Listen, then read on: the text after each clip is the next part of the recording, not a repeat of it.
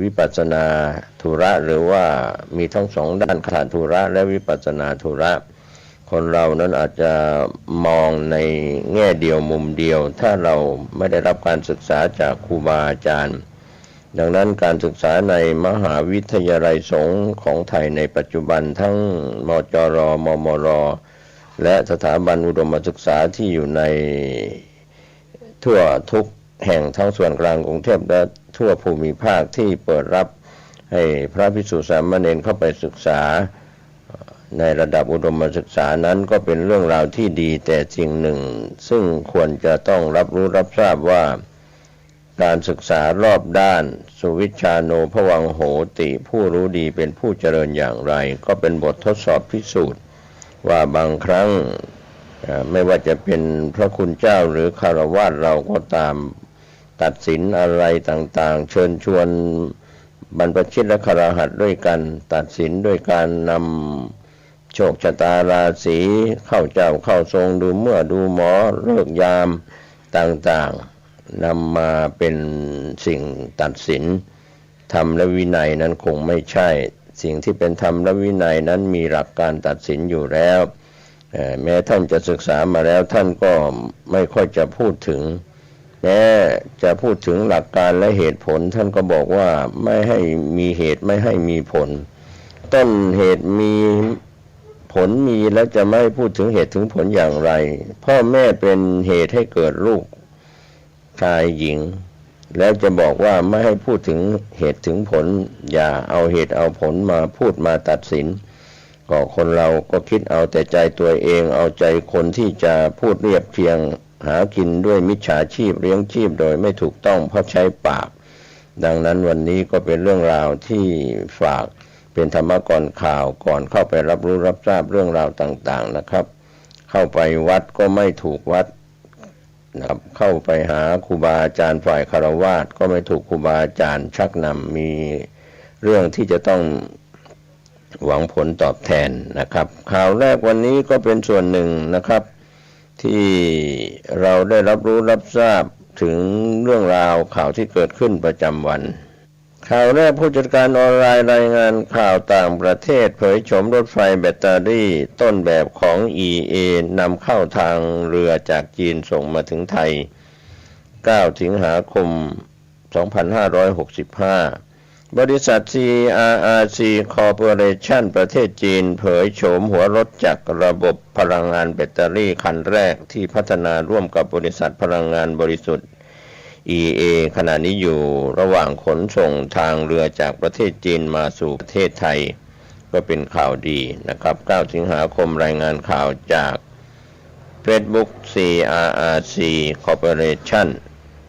Ltd ของบริษัท CRRC Corporation จำกัด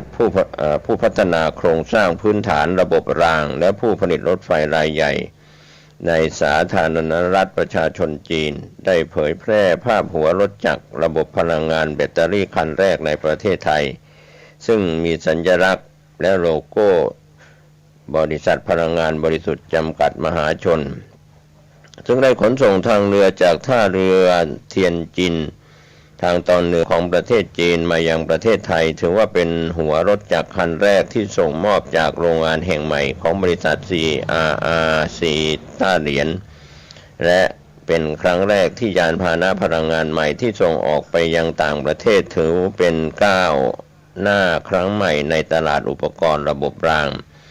ในช่วงไม่กี่ปีที่ผ่านมาด้วยการพัฒนาอย่างต่อเนื่องของอุตสาหกรรมการขนส่งทางรางทำให้หัวรถจักรประหยัดพลังงานและเป็นมิตรต่อสิ่งแวดล้อมได้รับความนิยมในหมู่ประเทศต่างๆทั่วโลกในปี 2564 CRRC ต้าเหรียญได้ลงนามในสัญญาจัดหารถจักรระบบพลังงานแบตเตอรี่กับประเทศไทยบนพื้นฐานของเทคโนโลยีหัวรถจักรดั้งเดิมของไทยทีมงานของ CRRC จะเริ่มพัฒนาหัวรถจักรไฟฟ้ากระแสสลับแบบใหม่สำหรับขนส่งผู้โดยสารและขนส่งสินค้าทั่วไปครับก็เป็นเรื่องราวข้อมูลข่าวจาก Facebook CRRC Corporation นะครับได้ชี้แจงในเรื่องราวที่ เป็นข่าวดีกับพี่น้องคนไทยจะได้เห็นและได้ใช้รถจักรหัวรถจักรที่เป็นไฟฟ้าเผยโฉมรถไฟฟ้าแบตเตอรี่ต้นแบบของ EA นำเข้าทางเรือจากจีนส่งมาถึงไทย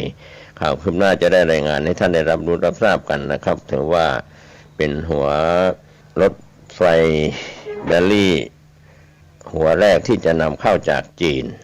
ในทางด้านค่ายโทรศัพท์มือถือจากต่างประเทศโดยผู้จัดการออนไลน์ได้รายงานข่าว 9 สิงหาคม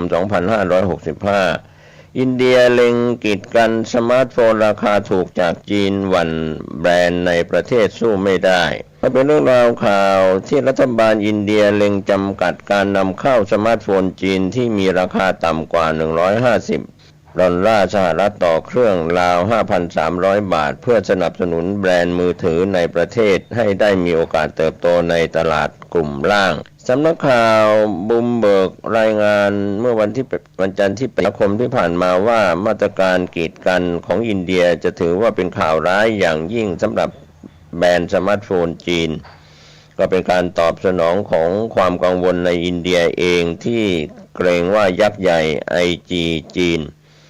เหล่านี้กำลังเข้ามาแย่งส่วนแบ่งตลาดจากผู้ผลิตท้องถิ่นมากเกินไปแหล่งข่าวเผยกับบูมเบิร์กว่าขณะนี้ยังไม่ชัดเจนว่ารัฐบาลอินเดียจะประกาศนโยบายจำกัดการนำเข้าอย่างจริงจังหรือเพียงหาช่องทางกีดกันสมาร์ทโฟนจีนแบบไม่เป็นทางการอินเดียถือว่าเป็นตลาดสมาร์ทโฟนที่ใหญ่เป็นอันดับ2ของโลกและสมาร์ทโฟนจีนก็เข้าไปครองส่วนแบ่งตลาดระดับล่างได้ค่อนข้างมากโดยเป็นที่นิยมในกลุ่มผู้บริโภคที่ต้องการใช้มือถือแบรนด์ต่างประเทศที่ราคาไม่แพงผู้ผลิตมือถือสัญชาติอินเดียอย่างลาวาไมโครแม็กเคยได้รับความนิยม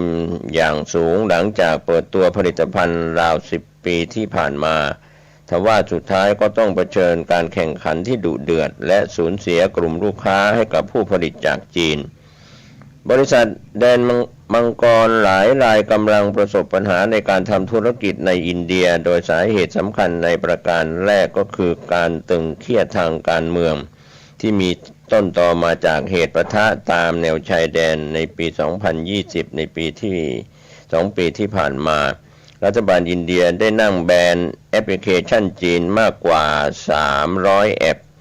โดยอ้างเหตุผลความมั่นคงอีกทั้งยังเพิ่มข้อจำกัดต่อบริษัทจีนที่จะเข้าไปลงทุนในอินเดียด้วยก็ในส่วนรัฐบาลอินเดียไล่บี้สอบสวนอาชญากรรมทางการเงินถูกข้อหาเรื่องการยักย้ายเงินออกนอกประเทศอย่างผิดกฎหมายในขณะที่ข้อหาฟอกเงินทั้ง2 บริษัทยังยืนกรานปฏิเสธก็เป็นข่าวต่างประเทศจากรอยเตอร์ครับข่าวที่อินเดียกีดกันทางการค้าสมาร์ทโฟนนะครับรัฐบาลอินเดียเร่งจำกัดการนำเข้าสมาร์ทโฟนจีนซึ่งมีราคาต่ำกว่า$150สหรัฐต่อเครื่องคิดเป็นเงินไทยประมาณ 5,300 บาทก็เป็นการสนับสนุนแบรนด์มือถือในประเทศให้ได้มีโอกาสเติบโตในตลาดกลุ่มล่างครับก็จีนก็กีดกันขอไปอินเดียก็กีดกันสินค้าสมาร์ทโฟนจีนราคาต่ำของไปตีตลาดล่างของอินเดียแต่ทางด้านข่าวมือถือที่ทางผู้จัดการออนไลน์รายงานข่าวว่าไม่อยากมีปัญหา Apple สั่งซัพพลายเออร์ในไต้หวันต้องติดฉลากสินค้าว่าผลิตในจีนก็เป็นเรื่องราวข่าวที่ Apple ได้แจ้งไปยังซัพพลายเออร์ในไต้หวันให้ติดฉลากบนผลิตภัณฑ์ที่จะส่งไปจำหน่ายในจีนแผ่นดินใหญ่ว่าผลิตในประเทศจีนเพื่อหลีกเลี่ยงปัญหากับด่านศุลกากรจีนหลังการไปเยือนไทเปของประธานสภาผู้แทนราษฎรสหรัฐทำให้ประเด็นข้อพิพาทเกิดขึ้นระหว่างไต้หวันร้อนระอุที่มีสหรัฐเข้ามาเกี่ยวข้องในเรื่องนี้หนังสือพิมพ์นิกเกอิของญี่ปุ่นรายงานว่า Apple ได้แจ้งกำชับไปยังซัพพลายเออร์ในไต้หวันให้ปฏิบัติตามระเบียบของจีนอย่างเคร่งครัดโดยระบุแหล่งผลิตสินค้าที่จะส่งไปจีน ว่ามาจากไต้หวันนะครับก็เป็นเรื่องที่มีชื่อทางการว่าเกาะแห่งนี้ครับนโยบายล่าสุดของ Apple เรียกเสียงวิพากษ์วิจารณ์มากพอสมควรรณรงค์ต่อต้านมาตรการเซ็นเซอร์สื่อออนไลน์ของจีนก็ระบุว่า Apple ใช้มาตรการที่หนักข้อขึ้นเรื่อยๆโดยก่อนหน้านี้ก็เคยเอารูปธงไต้หวันออกจากคีย์บอร์ดสำหรับผู้ใช้สินค้า Apple ในจีนและฮ่องกงมาแล้วอีกหน่อย Apple ก็คงถอดทุกแอปพลิเคชันที่มีตัวอักษรคำว่าไต้หวันแต่ไม่ระบุว่าเป็นมณฑลของจีนองค์กรดังกล่าวออกมาระบุแล้วก็มีนักวิเคราะห์มองว่า Apple เองก็มีทางเลือกไม่มากนักที่จะปฏิบัติตามนโยบายของจีนเนื่องจากซัพพลายเออร์หลายเจ้ากำลังเตรียมชิ้นส่วนต่างๆสำหรับกระบวนการผลิต iPhone 14 และผลิตภัณฑ์ใหม่อื่นๆของ Apple ที่มีแผนจะเปิดตัวในฤดูใบไม้ร่วงปีนี้หากเกิดปัญหาในด้านการขนส่งและการนำเข้าจีนย่อมจะก่อให้เกิดความเสียหายอย่างมหาศาลการระบุแหล่งผลิต Make in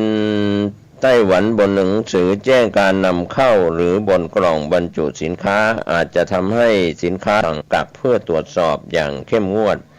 โดยกรมศุลกากรจีนซึ่งโทษของการละเมิดกฎหรือปรับไม่เกิน 4,000 หยวนราว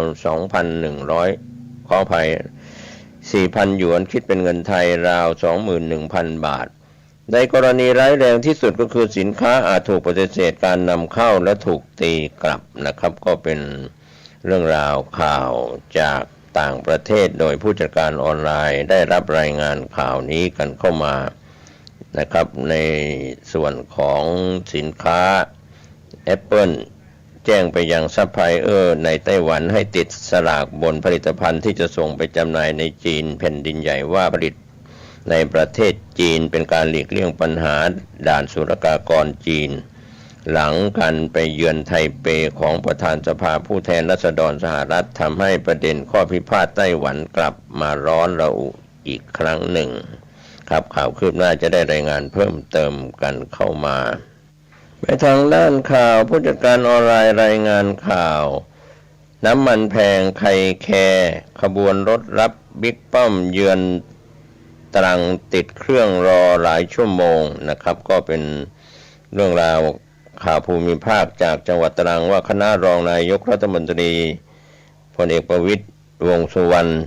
ลงพื้นที่เมืองตรังหลายหน่วยงานจัดขบวนรถมารอรับยาวเหยียดติดเครื่องยนต์ตลอดเวลาหลายชั่วโมงทั้งมีคนนั่งรอในรถบางคันไม่มีใครอยู่8 สิงหาคมที่ผ่านมาตามที่พลเอกประวิตรวงษ์สุวรรณรองนายกรัฐมนตรีพร้อมคณะลงพื้นที่จังหวัดตรังเพื่อติดตามแผนบริหารจัดการน้ำในพื้นที่จังหวัดตรังหลายจุดพบว่ามีผู้ติดตามจำนวนมากเดินทางมาพร้อมคณะจากกรุงเทพมหานครโดยนายขจรศักดิ์เจร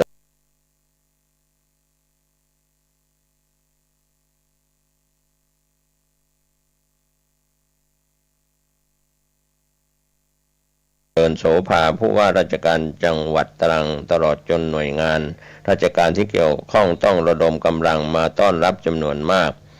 และต้องใช้รถยนต์จำนวนหลายคันไปรอรับเป็นขบวนยาวเหยียดและนำคณะมาที่ศาลากลางจังหวัดตรังเมื่อเดินทางถึงศาลากลางจังหวัดตรังคณะรองนายกรัฐมนตรีได้ขึ้นไปที่ห้องประชุมใหญ่บนศาลากลางจังหวัดตรังและใช้เวลาในห้องประชุมยาวนานประมาณ1 ชั่วโมงเศษก่อนที่คณะรองนายกรัฐมนตรีจะออกจากห้องประชุมและลงมาขึ้นรถยนต์ที่จอดติดเครื่องยนต์รออยู่ตั้งแต่เมื่อมาส่งนานนับชั่วโมงจำนวนหลายสิบคันในขบวนโดยยังมีรถของหน่วยงานราชการที่เกี่ยวข้อง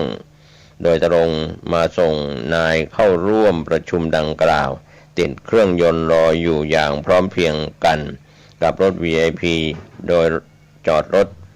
เต็มพื้นที่ทั้งบริเวณลานจอดรถ VIP หน้าศาลากลางจังหวัดตรังและริมถนนใหญ่หน้าศาลากลางจังหวัดตรังโดยไม่มีใครนึกถึงพลังงานที่เสียไปหรือคิดจะช่วยประหยัดพลังงานหรือประหยัดงบประมาณแต่อย่างใดรถคัน ที่มีปัญหานั้นเป็นส่วนที่รถทุกคันที่จอดอยู่บางคันมีคนนั่งภายในรถบางคันคนขับลงมานั่งรออยู่บริเวณภายนอกหรือลงยืดเส้นยืดสายปล่อยเสียงเครื่องยนต์ดังตลอดเวลาบางคันเห็นแสงไฟอัตโนมัติโดยเฉพาะรถยนต์ที่พลเอกประวิตรนั่งยี่ห้อโตโยต้ารุ่นอันพาสสีดำป้ายทะเบียนกต2222ตรังหน้ารถติดแปะกระดาษสีเหลือง VIP 1ซึ่งได้ติดเครื่องยนต์อยู่ตลอดภารกิจและขณะที่นายลุงปฏิบัติภารกิจคนขับรถมีการจอดติดเครื่องยนต์ตลอดเวลาทุกจุดในส่วนรถยนต์ที่จังหวัดตรังจัดมารอรับคณะรองนายกรัฐมนตรีพลเอกประวิตรนั้นต้องใช้งบประมาณของจังหวัดตรังส่วนรถยนต์ของหน่วยงานราชการที่เกี่ยวข้องใช้เงินงบประมาณของแต่ละหน่วยงานราชการนั้นๆนะครับก็เป็นปัญหาคณะที่ติดตามรองนายกรัฐมนตรีพลเอกประวิตรวงษ์สุวรรณนะครับน้ำมันแพงไข่แคร์รถรับบิ๊กป้อมเยือนตังติดเครื่องรอหลายชั่วโมงก็เป็นส่วนที่ทางทีมข่าวผู้จัดการออนไลน์รายงานข่าวจากจังหวัดตรังกันเข้ามาข่าวคืบหน้าจะได้รายงานนะครับข่าวน้ำท่วมจากมติชนออนไลน์เป็นข่าวภูมิภาคจากจังหวัดเพชรบูรณ์ถึงพิษณุโลกนะครับน้ำจากเทือกเขาเพชรบูรณ์หลากท่วมนนมะปรางต้องยก20หลังคาเรือนไปอยู่ที่วัดก่อน9สิงหาคมที่ผ่านมาข่าวจากจังหวัดพิษณุโลกเป็นข่าวภูมิภาคเรื่องน้ำหลากจากเทือกเขาเพชรบูรณ์ต้องอพยพ20หลังคาเรือนอยู่บนศาลาการประเรียนของวัดผู้สื่อข่าวได้รายงานจากจังหวัดเพชรบูรณ์ขออภัยผู้สื่อข่าวได้รายงานจากจังหวัดพิษณุโลกว่าหลังจากฝนตกหนักหลายวันติดต่อกันส่งผลให้น้ำป่าจากเทือกเขาเพชรบูรณ์หลากลงมาสู่คลองชมพูในพื้นที่อำเภอเนินมะปรางจังหวัดพิษณุโลกจำนวนมากทำให้ปริมาณน้ำในคลองชมพูสูงกว่า 7.80 เมตรซึ่งสูงกว่าจุดวิกฤต80เซนติเมตรส่งผลให้เครื่องเตือนสัญญาณระดับน้ำที่สะพานชมพูดังเตือนเป็นระยะเรื่องนี้ทางนายสวัยเจริญศรีนายอำเภอเนินมะปรางจังหวัดพิษณุโลกพร้อมด้วยนายทวีศักดิ์ล่อกาปลัดอำเภอเนินมะปรางผู้นำท้องถิ่นได้ออกตรวจสอบและได้ทำการอพยพชาวบ้านกลุ่มฟากน้ำจำนวน20ครัวเรือน35คนไปอยู่ที่ศาลาการประเรียนวัดบ้านชมพูตั้งแต่เวลา 3 นาฬิกาที่ผ่านมาของเมื่อคืนที่ผ่านมาจนถึงเช้าวันนี้ระดับน้ำในคลองชมพูลดลงเพียง20เซนติเมตรเท่านั้นก็มีการคาดการณ์ว่ามวลน้ำจะหลากลงสู่พื้นที่ต่ำบ้านปวกง่ามอำเภอเนินมะปรางจังหวัดพิษณุโลกในช่วงเที่ยงวันนี้เบื้องต้นทางอำเภอเนินมะปรางได้ประกาศเตือนประชาชนให้ยกทรัพย์สินมีค่าขึ้นสู่ที่สูงครับก็เป็นภาพข่าวที่น้ำท่วมฉับพลันไหลลงน้ำไหลลงจากเทือกเขาเพชรบูรณ์หลากน้ำท่วมหลากอำเภอเนินมะปรางต้องอพยพ20หลังคาเรือนไปอยู่ที่วัดก่อนครับก็ขอบคุณทีมข่าวจากผู้จัดการออนไลน์ขอบคุณทีมข่าวมติชนออนไลน์ที่ได้รายงานข่าวน้ำท่วมภูมิภาคที่จังหวัดพิษณุโลกกันเข้ามาในทางด้านข่าวจากผู้จัดการออนไลน์รายงานน้ำมันฟื้นแรงจากข้อมูลจีนหุ้นประกันคงที่ทองบวกจับตาเงินเฟ้อของสหรัฐก็เป็นการรายงานข่าวราคาน้ำมันขยับขึ้นเกือบ 2% ในวันจันทร์ที่8สิงหาคมที่ผ่านมาหลังแตะระดับต่ำสุดในรอบหลายเดือนเมื่อสัปดาห์ที่แล้วข้อมูลจากจีนช่วยเพิ่มความหวังเกี่ยวกับอุปสงค์พลังงานส่วนวอลสตรีททรงตัวและทองคำปิดบวกนะครับก็เป็นส่วนของทองคำนั้นปิดบวกท่ามกลางความคาดหมายเฟดจะเดินหน้าจัดการเงินเฟ้อสัญญาณน้ำมันดิบเวสเท็กซัสอินเตอร์มีเดียตหรือไรซ์สวิตครูดงวดส่งมอบเดือนกันยายนเพิ่มขึ้น 1.75 ดอลลาร์ปิดที่ 90.76 ดอลลาร์ต่อบาร์เรลด้านเบนทะเลเหนือลอนดอนงวดส่งมอบเดือนตุลาคมลดลง 1.73 ดอลลาร์ปิดที่ $1.65 ต่อบาร์เรลสัปดาห์ที่แล้วความกังวลภาวะเศรษฐกิจถดถอยจากการบั่นทอนอุปสงค์ทางพลังงานฉุดราคาน้ำมันสัญญาเบนลดลง 13.7% แต่ระดับต่ำสุดนับตั้งแต่เดือนกุมภาพันธ์ถือว่าเป็นการขยับลงหลายสัปดาห์มากที่สุดตั้งแต่เดือนเมษายน 2020 ขณะที่สัญญาเวสเท็กซัสปรับลดลง 9.7%ในวันอาทิตย์ที่ 7 สิงหาคมที่ผ่านมาจีนชาติผู้บริโภคพลังงานรายใหญ่ที่สุดของโลกสร้างเซอร์ไพรส์แก่ตลาดเปิดเผยข้อมูลทางเศรษฐกิจพบว่ามีอัตราส่งออกเติบโตมากกว่าที่คาดหมายขณะเดียวกันข้อมูลอีกด้านหนึ่งพบว่าจีนซื้อน้ำมันดิบ $8.79 ต่อบาร์เรลในเดือนกรกฎาคมเพิ่มขึ้นจากระดับต่ำสุดในรอบ 4 ปีในเดือนมิถุนายนแต่ยังต่ำกว่า 1 ปีก่อนหน้านี้ 9.5% ด้านตลาดหุ้นสหรัฐเมื่อวันจันทร์ที่ 8 สิงหาคมที่ผ่านมาปิดทรงตัวหลังข้อมูลภาคแรงงานที่แข็งแกร่งเมื่อสัปดาห์ที่แล้วก่อแรงคาดหมายเพิ่มเติมธนาคารกลางสหรัฐเฟดจะเดินหน้าสกัดเงินเฟ้อครับก็เป็นเรื่องราวข่าวด้านข้อมูลราคาน้ำมันขยับขึ้นเกือบ 2% ในวันจันทร์ที่ 8 สิงหาคมที่ผ่านมาหลังแตะระดับต่ำสุดในรอบหลายเดือนเมื่อสัปดาห์ที่แล้วก็เป็นข้อมูลจากจีนช่วยเพิ่มความหวังเกี่ยวกับอุปสงค์พลังงานส่วนวอลสตรีททรงตัวและทองคำปิดบวกท่ามกลางความคาดหมายเฟดจะเดินหน้าจัดการกับเรื่องเงินเฟ้อไปทางด้านข่าวจากแนวหน้าออนไลน์รายงานข่าวจอออกหมายจับขโมยทุบบ้านแม่ค้าออนไลน์ลักทรัพย์เกือบ 200,000 กล้องวงจรปิดมัดขโมยแสบทุบบ้านแม่ค้าออนไลน์ลักทรัพย์นะครับเกือบ 200,000 ตำรวจจอออกหมายจับอังคารที่ 9 สิงหาคมที่ผ่านมาแนวหน้าออนไลน์ได้รายงานข่าวคืบหน้ากรณีมีผู้เสียหายคดีถูกลักทรัพย์ในบ้านคือนางสาววรรณดานีผาอินหรือเจแววอายุ 41 ปีประกอบอาชีพเป็นแม่ค้าจำหน่ายเครื่องสำอางออนไลน์และเอเย่นต์ร้านขายปลีกส่งอุปกรณ์วัตถุดิบชานมไข่มุกตั้งอยู่ทางเข้าตลาดสดเทศบาลตำบลนาแกอำเภอนาแกจังหวัดนครพนมโดยมีบ้านพักอยู่เลขที่ 382 หมู่ 8 ชุมชนทุ่งสว่างคุ้มประชาสามัคคีถนนเทศบาล1เขตเทศบาลตำบลนาแกลักษณะเป็นบ้านเดี่ยวชั้นเดียวมีรั้วรอบขอบชิดอย่างดีนำหลักฐานคลิปภาพจาก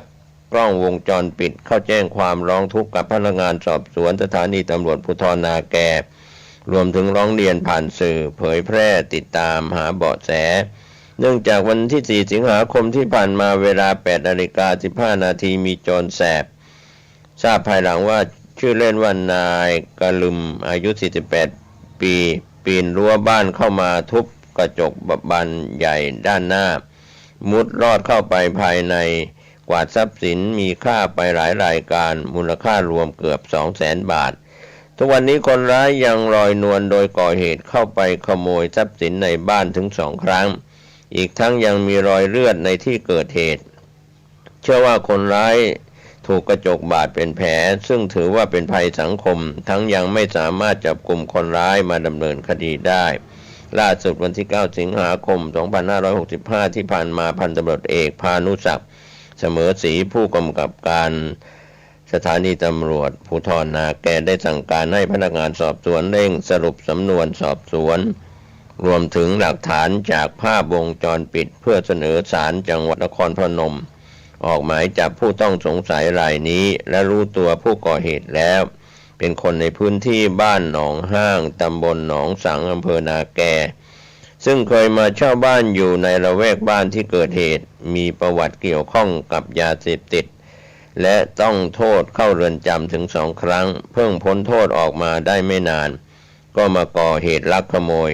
หลักฐานสำคัญคือภาพวงจรปิดที่เห็นรูปพรรณชัดเจนรวมทั้งพยานบุคคลต่างยืนยันว่าคนร้ายในภาพคือนายกะรึม เชื่อว่าจะสามารถเป็นหลักฐานเสนอศาลออกหมายจับได้ส่วนเบาะแสพบว่าผู้ต้องสงสัยอยู่ระหว่างการหลบหนีนะครับก็เป็นเรื่องราวข่าวที่เกิดขึ้นเรื่องของการเข้าไปขโมยนะครับแม้เห็นภาพในกล้องวงจรปิดแล้วนะครับก็เป็นเรื่องราวกล้องวงจรปิดมัดตัวขโมยแสบทุบบ้านแม่ค้าออนไลน์ลักทรัพย์เกือบ200,000ตำรวจจ่อออกหมายจับนะครับข่าวคืบหน้าจะได้รายงานให้ท่านได้รับรู้รับทราบเพิ่มเติมกันเข้ามาวันนี้ข่าวชาวบ้านหมดเวลาลงผมเกษตรเพชรสำริดบรรณาธิการข่าวก้าวหน้านิวก็ขอบคุณพี่น้องสื่อมวลชนทุกแขนงสาขาจากส่วนกลางและส่วนภูมิภาคทั้งข่าวภายในประเทศและข่าวต่างประเทศแล้วก็ขอบคุณท่านที่เข้าไปคลิกอ่านหนังสือพิมพ์ออนไลน์ผ่านเว็บไซต์ www.gawnahnew.com ขอบคุณเครือข่ายสถานีวิทยุที่ลิงก์สัญญาณไปทั้งภาคปกติและออนไลน์ด้วยความขอบคุณท่านผู้ชมท่านผู้ฟังโปรดใช้วิจารณญาณในการรับข้อมูลข่าวสารข่าวชาวบ้านที่ได้รายงานกันเข้ามาเป็นข่าวประจำวันขอทุกคนทุกท่านปฏิบัติภารกิจด้วยความรอดปลอดภัยจากเศรษฐกิจตกสะเก็ดน้ำมันแพงข้าวของแพงขอให้ท่านได้ติดตามการพยากรณ์อากาศจากกรมอุตุนิยมวิทยาดินฟ้าอากาศเดินทางขึ้นเหนือร่องใต้ปลอดภัยสวัสดีครับข่าวสารเพื่อการประชาสัมพันธ์ขอเชิญชวนศรัทธานักศีลนักบุญทั้งหลายผู้มีความเคารพนับถือพระครูวิสิทธิ์ศิราภรณ์เจ้าคณะตำบลป่าแดดเจ้าวาดวัดวังสิงห์คำคณะสงฆ์คณะศิษยานุศิษย์คณะสาพร้อมใจกันจัดงานทำบุญอายุวัฒนมงคลครบรอบ59ปีจัดงาน2วันวันเสาร์ที่20สิงหาคมและวันอาทิตย์ที่21สิงหาคม2565เป็นส่วนหนึ่งที่เราจะได้ไปร่วมทำบุญอายุวัฒนมงคลครบรอบ59ปีพระครูวิสิทธิ์ศิราภรณ์เจ้าคณะตำบลป่าแดดเจ้าวาดวัดวังสิงห์คำตำบลป่าแดดอำเภอเมืองเชียงใหม่จังหวัดเชียงใหม่ทั้ง2วันโดยพร้อมเพรียงกันอะวะโตอะระหะโตสัมมาสัมพุทธัสสะนะโมตัสสะภะคะวะโตอะระหะโตสัมมาสัมพุทธัสสะพุทธังสารนังคัจฉามิธัมมังสารนังคัจฉามิสังฆังสารนังคัจฉามิทุติยัมปิพุทธังสารนังคัจฉามิทุติยัมปิธัมมังสารนังคัจฉามิทุติยัมปิสังฆังสารนังคัจฉามิตติยัมปิพุทธังสารนังคัจฉามิตติยัมปิธัมมังสารนังคัจฉามิตติยัมปิสังฆังสารนังคัจฉามิกรมอุตุประกาศกรมอุตุประกาศว่าให้ระมัดระวังเน้อระยะนี้ฟ้าฝนจะตกทั่วไทยก็อาจจะเว้นเป็นที่ ดูข่าวจังหวัดพิษณุโลกเนาะพอออกไม่ออกน้ำป่าไหลมาท่วมบ้านท่วมจองของพ่อแม่พี่น้องหลายที่ตัวที่น้ำท่วมนี่นะมาเตือนในปทโรมันปาเอาขี้โคปาเอาไม้กิ่งไม้แล้วก็พืชผลการเกษตรต่างๆก็ตายเนาะแต่ฟังก็หยุดปานปอถ้าเข้าบ้านไผ่นี่น้ำมันนานลดเพื่อมันลดมันแห้งเป็นขี้เปอะเลาะเจาะแจ๊ะตะ บางทีก็เข้าบ้านเขาจองเอาเหม็นตึงอะเนาะบางแห่งนี่เอาไก่ก็เอาเป็ดก็หมาก็ที่มันตายลอยน้ำมามองล่องแล้วมา แห้งแล้วมาค้างที่บ้านเขาเนี่ยเป็นตึกเป็นตึงก็ออกไม่ออกญาติโยมแต่ว่านี่ก็เที่ยวหนองตองก็ฝนตกโลฝนตกแมลงก็ตกเมื่อคืนก่อนตกเมื่อวันก็ลงหมอกมิดมัดบ้านของป้าออกไม่ออกเป็นจะได้พ่องก็บ่หัวเนาะญาติโยมทั้งหลายต้องขออนุโมทนาต่อป้าออกไม่ออกโดยเนื้อที่เป็นแฟนรายการธรรมะท่านสาธุเจ้ารองเจ้าหน้าอำเภอเสมิงก็ฟังหรอกนะเป็นอยู่วัดดับภัยอำเภอเมืองจังหวัดเชียงใหม่แล้วก็แม่ออกที่อยู่บ้านปัดตึงหลวงปู่ล่าอันนั้นก็โทรมาหรอกแม่ฟังหลวงปู่กูเจ้า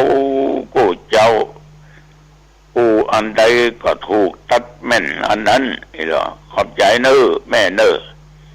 แต่ว่ายังปะท่านพระครูอยู่หรอกเจ้าวาดวัดปัดตึงนั่นน่ะ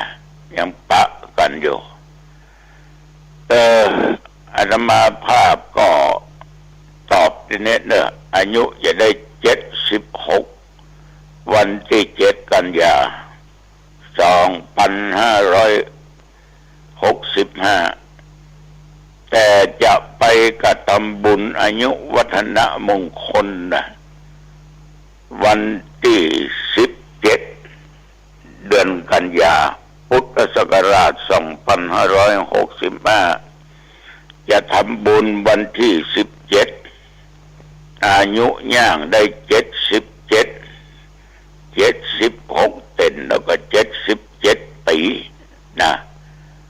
บวชเป็นด้วยเจ้านี่มาตราบเต้าทุกวันนี้ญาติโยม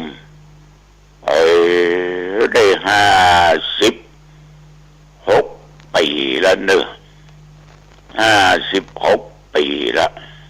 ถึงปีนี้นะ56 ภาษานะเป็นเน้นแห่งเจ็ดได้63 ปีอยู่ในผ้าเหลืองนี่นะได้63 ปีพอออกไม่ออกเหมือนนักแกนะเหมือนนักแกแต่อยู่ได้ด้วยขันติธรรมมีความอดทนอดกลั้นโดยสติสัมปชัญญะมีความระลึกอยู่เสมอว่าตัวเองเป็นนักบวชเนื้อเป็นดูเจ้าเนื้อนะอย่างเงี้ยจะทำอย่างที่มันบัดถูกเนี่ยมันผิดเนี่ยบอกว่าศีลบอกว่าธรรมบอกว่ากฎหมายบ้านเมืองก็นึกถึงว่าตัวเองเป็นอย่างเอากูเป็นพระด้วยเนี่ยกูเป็นผู้เจ้าเลยเนี่ยคนเฒ่าคนแก่อายุเป็น80 90เป็น100เป็นยังกราบยังไหวอยู่หรอกคนที่มีอำนาจมีตำแหน่งหน้าที่สูงก็ยังยกมือไหวอยู่การเป็นนักบวชเป็นตุนี่นะญาติโยมแม้แต่องค์พระประมุขของชาติ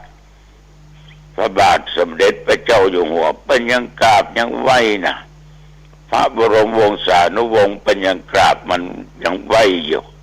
เพราะมันนึกถึงตอนเนี้ยมันต้องรักษาดีๆรักษาถึงศีลรักษาถึงธรรมถ้ามันทะเลถลำผิดพลาดไปว่าลึกก็ปรับปรุงแก้ไขก็ยังว่าที่เขายังรู้พลาดนะนักปราชญ์ก็ยังรู้ผิดเนาะคันใดบ้านเตียวขึ้นลงถึงวันยังพันเลิศอยู่ห้องน้ำห้องส้วมเข้าออกยังพันเลิศอยู่ไอ้เด็กก็ไปตายกับมันนั่นนะก็ออกไม่ออกควงบ้านควงจองควงวัดควงว่าแต่วูไปมาวันบ่หูกี่หลอกไปยังสะดุดล้มเต้าลงไปอยู่เนี่ยอันเนี้ยประมาทว่าได้แต่ว่านี่8 โมงออกจากวัดทำฝนไปสิไปที่วัดพระสิงห์วรมหาวิหารไปถึงหั่นก็8 โมงป่ายจะนักนะฝนก็ตกเป็นเม็ดเหมือนกันนะไปนี่อย่าง ก็บอกคือพอออกไม่ออกฟังไปเลยว่าแต่ว่านี่คณะสงฆ์หนเหนือก็หมายถึงตุเจ้าเนี่ยตั้งแต่ระดับหนระดับภาครองภาคเลขาภาคเจ้าหน้าจังหวัดรองจังหวัดเลขาจังหวัดตั้งแต่นครสวรรค์ขึ้นมา16จังหวัดถึงเชียงใหม่เฮาเนี่ยแต่ว่านี่จังหวัดเชียงใหม่เป็นเจ้าภาพแล้วก็เชียงใหม่ฐานะเป็นเจ้าของที่เจ้าของท้องถิ่นเนาะเจ้าคณะอำเภอรองอำเภอเลขานุการเจ้าหน้าอำเภอต้องไปต้อนรับก็คือไปให้กำลังอกกำลังใจไปปฏิสันถานกันแต่ว่านี่ทุกเจ้ามันนัก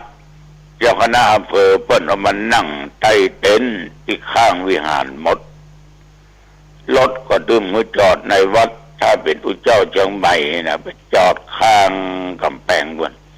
ไปจอดตามวัดวาอารามที่มันใกล้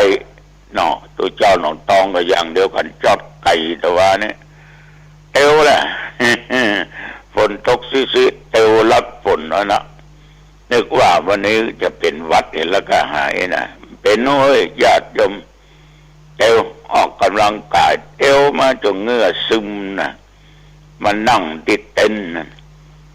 แต่ว่านี่หลวงพ่อหนรักษาการเด้อย่ำได้เป็นแท้เถอะพระพรหมโมลีแม่กองบาลีสนามหลวงวัดปากน้ำภาษีเจริญกรุงเทพ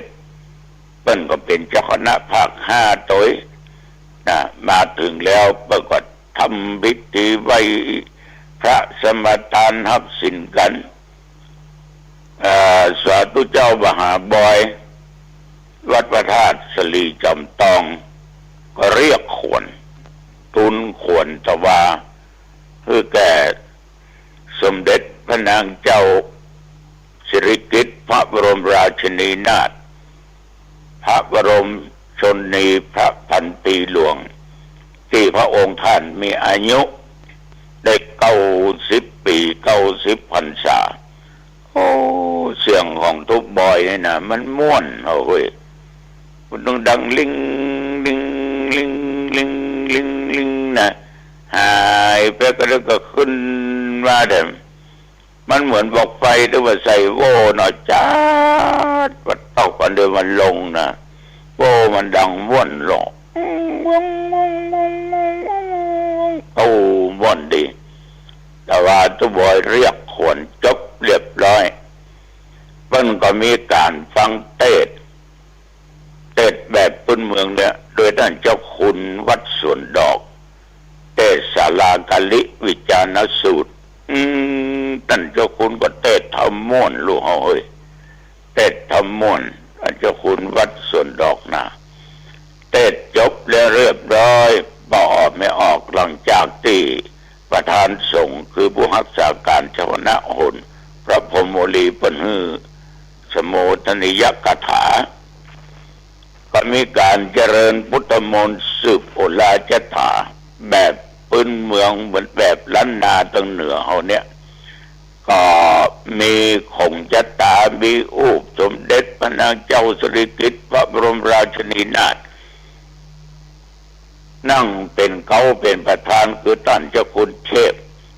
นะวัดปากน้ำภาษีเจริญรองเจ้าคณะภาค4ท่านเจ้าคุณตนนี้ก็เป็นคนเมืองเป้าเนี่ยญาติโยมชื่อเล่นเป็นว่าท่านมหาประชันคือชื่อแต่นะอันนี้ก็คุ้นเคยกันการเคารพนับถือกันเขาอายุอ่อนกว่าตุลุงก็นับเขาเหมือนลูกเหมือนหลานน่ะเนาะคุ้นเคยกันจัดดีแต่เราต้องรู้ว่ากาลนี้ควรอย่างไรกาลนี้ควรทำอย่างไรเราต้องกึศก็คุ้นเคยกู้โตนะตั้งแต่หลวงพ่อรักษาการหุ่นมานะอย่างใดก็ถามพอออกไม่ออกทำพิธีตวานี้เสร็จก่อนเที่ยงเอาตวาเป็นนั่งกินข้าวตอนโธ่ไปปะเสียเนี่ยแกงเลียงนั่นนะ มักเอาเฮ้ย แต่ว่ากินข้าวตอนเน้นนักกินข้าวตอนลำโลข้าวเจ้านี่คือขอตักคือสี่เตื้อกำสองทัพพีกำทัพพีนะก็เรียกว่าฉันข้าวลำกับแกงเลียงนั่นน่ะมันมีฝักมีอะไรอย่างเนาะแกะแบบพื้นบ้านพื้นเมืองนอกนั้นก็มีแกงผักเกษตรก็หาเนี่ยก็กินไปเรียกว่ากินข้าวลำกินน้ำลงตะวันนี่นะเรียบร้อยเปิ้นก็มือปิกเตื้อพระมหาเถระต่างจังหวัดเปิ้นก็ปิกกันบดเจ้าคณะอำเภอทุกอำเภอในจังหวัดเชียงใหม่เปิ้นนิมนต์อยู่เพราะประจะมอบพระคัมภีร์ธรรมเทศนาธรรมบารมีของสมเด็จพระนางเจ้าสิริกิติ์พระบรมราชินีนาถพระราชนีพันปีหลวงจนบ่ายโมงครึ่งท่านผู้ว่าการจังหวัดปิกมาก็ทำพิธีกันแต่ว่าเรียบร้อยมอบเรียบร้อยปอนก็ออกจากวัดพระสิงห์มาก็2 โมงป่ายละตะวานี่นะญาติโยมพระธรรมเทศนากันเนี้ยเป็นรจนาโดยท่านเจ้าพระคุณสมเด็จพระมหาวีระวงศ์วัดลาดบ่อพิษเลขานุการเจ้าพระคุณสมเด็จพระริยวงศาคตญาณสมเด็จพระสังฆราชกับวัดลาดบ่อพิษสถิตนั่นเนาะนะอยู่วัดเดียวกันพอออกไม่ออกญาติโยมในวันนี้เป็นวันกำนันผู้ใหญ่บ้านเนี่ยได้สักกรรมนี่กำนันเดี๋ยวรถมาหับพระเจ้าไปละก็จะไปเจริญพุทธมนต์เนี่ยกล่าวสมโภชนิยคาถาศีลปอนเนี่ยแก่กำนันผู้ใหญ่บ้านในอำเภอหางดงนี่มีเขตปกครองดังบ้านเมือง11 ตำบล11 ตำบลเป็นเทศบาลไปเกือบหมดแต่ที่ยังเป็นกว่า1 ตำบลขุนคง2 ตำบลศพแม่คาอันนั้นยังเป็นองค์การบริหารส่วนตำบลหรือว่าอบต.กันอยู่นะวันนี้จะไปวันกำนันผู้ใหญ่บ้านเป็นเจ้าฮือนั้นอย่างใดนั้นวันพูกจะมาเล่าให้ฟังเนาะเนี่ยญาติโยมชีวิตของคนเฮานะอยู่ไปวันเวลามันก็ผ่านไปอยู่ตลอดเอาปากกระเป๋าออกไม่ออกเนอะต้องมีสติสัมปชัญญะอยู่ตลอดเนอะโอประมาทบ่ได้นะกูยังบักแก่เตื้อยังเป็นละอ่อนอยู่เป็นนุ่มเป็นสาวอยู่มัวแต่เอี่ยวแต่เล่นมัวแต่กินมัวแต่สนุกสนานไปเป็นวันๆมันยะอย่างสักอย่างวัดบอกเข้าพระเจ้าบอกไว้ไปวัดแปะปันศีลเนี่ยเรื่องของพระอุ้ยไม่อุ้ยเขาเรื่องคนเฒ่าไม่ใช่เรื่องของเขาหมู่ละอ่อนนุ่มหรอกเขายังมันนับพอตัวอายุเท่าใดล่ะบรรนับอายุญาติโยมอยู่ไปวันอย่างเงี้ยขาดสติอย่างเงี้ยบาละลื้อเพราะเหตุใดตัวเจ้าจึงบอกว่ามันบาละลองคิดดูชีวิตของคนเฮาเนี่ยเขาเกิดมากี่ชาติเขาก็บ่ฮู้เนาะสมาถ้าเกิดเป็นสัตว์เดรัจฉานมากี่ชาติเกิดในจับพวกอบายภูมิ4เปรตอสุรกายสัตว์นรกมากี่ชาติกี่ภพเกิดเป็นเทวุตเทวดามากี่ชาติเขาก็หมูมาเกิดเป็นมนุษย์กี่ชาติกี่ภพเอาก็บ่ฮู้นับดูอายุของเขาก็ได้หลายกับนะเนาะได้หลายกับนะไม่ใช่กับไฟนะ ได้หลายกับเกิดมาชาตินี้ตั้งแต่วันมาปฏิสนธิมันก็เริ่มแก่แล้วหรอกอายุอานามก็เปลี่ยนไปญาติโยมลองกดดูดีๆอย่างประเดี๋ยวนี้ตั้งต้านอายุก็เต้าตัวเจ้าหนองตองเป็นพ่อเซลไม่เซลกัน บางท่านก็อายุมากกว่าตุเจ้าหนองตองบางท่านก็อายุน้อยกว่าตุเจ้าวัดหนองตองบางท่านก็ยังเป็นละเอกละอ่อนน้อยอยู่ละอ่อนใหญ่เป็นหนุ่มเป็นสาวบัดได้นะญาติโยมประมาทบัดได้นะเอาต่างคนก็ต่างมีอายุนะแต่เฮาก็แก่นะแก่ไปทุกลมหายใจเข้าออกอย่าประมาทเด็ดขาดญาติโยมลองดูข่าวฟังข่าวมันก็เฒ่าก็ตายหนุ่มก็ตายละอ่อนก็ตายขนาดอยู่ในท้องในไส้ของแม่มันยังตายถ้าตายอ่านเป็นห้องตายกลุ่มหรอกถ้าเกิดออกมาแล้วแม่ตายเพราะว่าตายพลายญาติโยมป้อออกแม่ออกเมื่อเฮาเนี่ยหูแต่ยามเกิดวันเกิดเดือนเกิดปีเกิดแต่ยามตายวันตายเดือนตายปีตายมันบ่มีไผสามารถที่จะหูได้ญาติโยมทั้งหลายลองนึกดูดีๆว่าเพื่อนมิตรสหายของเฮานั่นน่ะเกิดปีเดียวกันก็ดีเดือนเดียวก็ดีวันเดียวกันก็ดีหนุ่มแล้วเฮาแก่แล้วเฮามันไปกี่คนล่ะลูกตายก่อนพ่อก่อนแม่ก็จัดนักพ่ออุ้ยปู่ป้านะอามีอายุดักละนึกว่าจะตายเปิ้นก็อยู่ได้เอาเป็นละเอ็กละอ่อนเป็นไว้หนุ่มไว้สาวตายอย่างเราว่าวันซืนเป็นข่าวที่ผับแห่งหนึ่งเนี่ยเนาะติดไฟไหม้นั่นนะ15 ศพวะนะลองคิดดูดีๆทุกเพศทุกวัยต้องไปตายฉะนั้นเปิ้นจึงบ่ฮื้อประมาทในชีวิตเป็นเด็ดขาดบ่ฮื้อประมาทในวัยของตัวเองญาติโยมฮื้อรีบสร้างแต่กรรมที่ดีรีบทำแต่คุณงามความดีวันเวลาผ่านไปเฮาทำอะไรอย่างอยู่ต้องมีสตินะต้องมีสติญาติโยมมันตานเน้อแต่วงเล็บตานไปเต้าที่เขาจะตานได้มันรักษาศีลเน้อลูกเน้อเพราะว่าศีลศีล8รักษาไปเตอะนะรักษาไปมันถึงได้ซื้อโลกมันถึงคันได้ก็รักษาเลย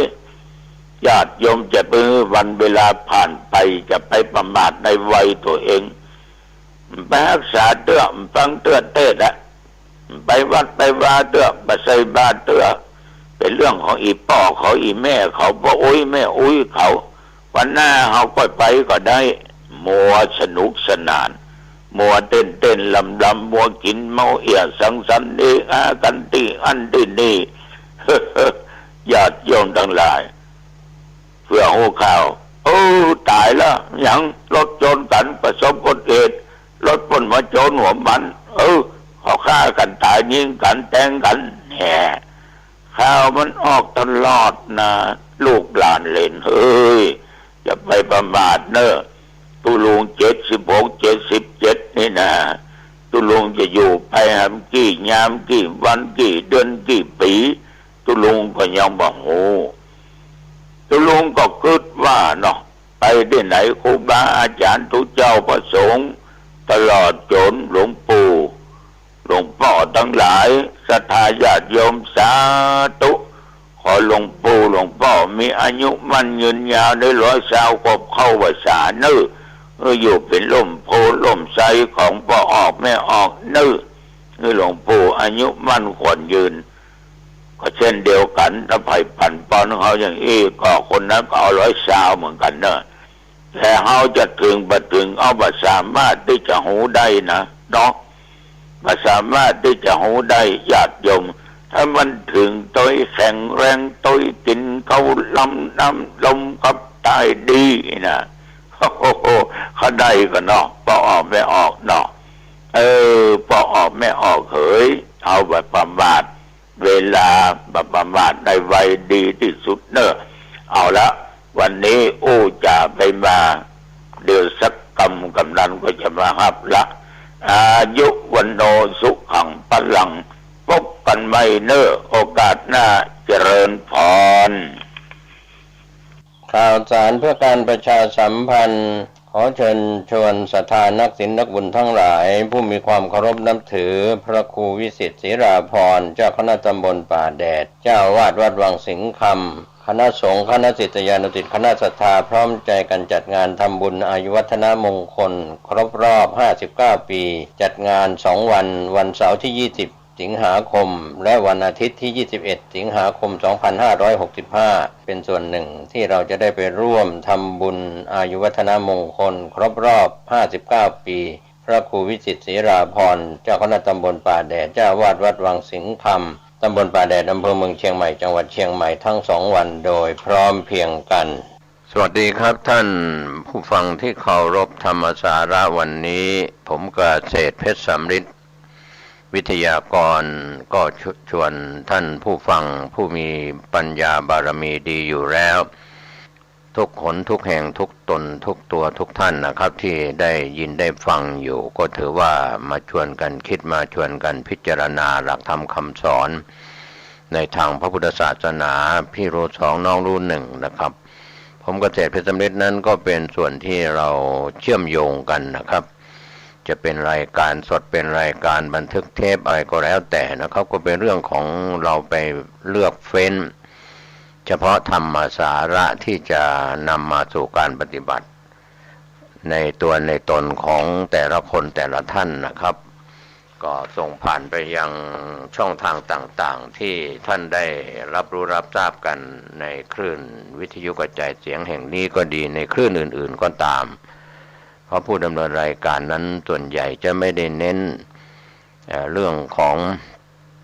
การประชาสัมพันธ์ทั้งฝ่ายวัดบ้านราชการสถานศึกษาเท่าที่ควรนะครับเพราะเราใช้เวลาที่มีอยู่24ชั่วโมงนั้นไปให้ได้สิ่งที่เป็นธรรมสาระแก่นสารบุญญาบารมีในบารมี10ทัศ10ประการมีทานบารมีเป็นต้นจนถึงอุเบกขาบารมีเป็นที่สุดดูแล้วก็เหมือนว่าจะเป็นลักษณะที่เห็นแก่ตัวเห็นแก่ตนชาตินี้วันนี้เดือนนี้ปีนี้ชาตินี้เกิดมาแล้วถ้าเราไม่แสวงหาบุญกุศลที่จะเป็นเหตุให้เกิดความสุขเราก็ไม่ได้ติดอยู่ที่ความสุขเราก็ต้องก้าวล่วงจากความสุขความสุขนั้นก็เกิดขึ้นความสุขนั้นก็ตั้งอยู่ความสุขนั้นก็หายไปดับไปทุกๆชีวิตนะครับเราหวังความพ้นทุกข์เราก็มาแสวงหาความสุข